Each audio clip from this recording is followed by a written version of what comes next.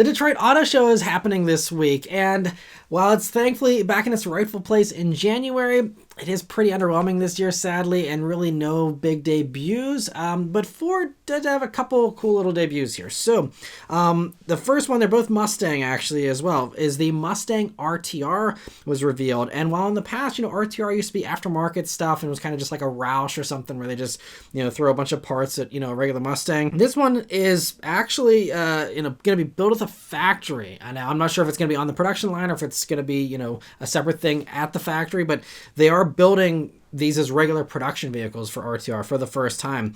And it's an EcoBoost, and Vaugh Gittin Jr. says that it's the most advanced, accessible, and fun Mustang EcoBoost possible.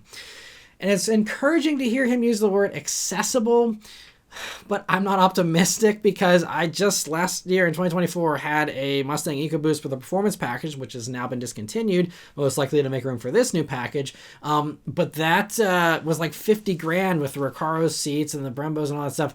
And like 50 grand, I said in my review, I'm like, why would you just not get a regular GT, for this money? So, I'm a little skeptical this is actually going to be a good value, but I guess if you have some opposition to the V8 for whatever reason, which I have a hard time imagining most Mustang buyers having that. But anyway, if you do have that opposition, there's going to be a cool new EcoBoost here.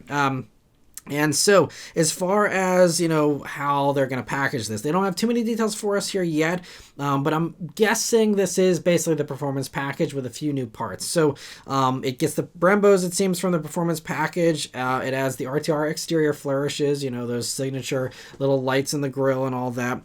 And it also supposedly incorporates an anti-lag system, they say, and some bits from the Dark Horse, but they didn't get specific about what bits from the Dark Horse.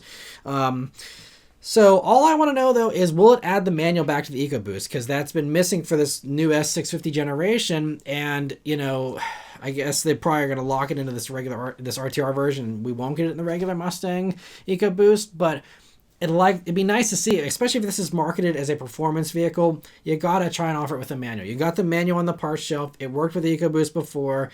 There's no reason why it can't work with EcoBoost, So hopefully they do offer this with a manual. We will see.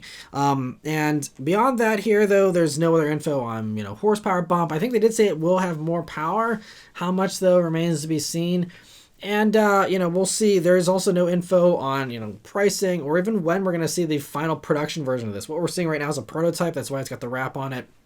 So there's no info on when we will see more. I'm assuming, again, because they discontinued the performance pack after the 2024 model year, and there is no performance EcoBoost at all currently for the 2025 model year, I'm assuming they'd like to fill that gap this year, but maybe we will be waiting, a model year or so. We'll have to wait and see about that. But yeah, I struggle to imagine anyone being excited about an EcoBoost when it's over 50 grand, which this almost certainly will be. So we'll see, but yeah, interesting to see that one.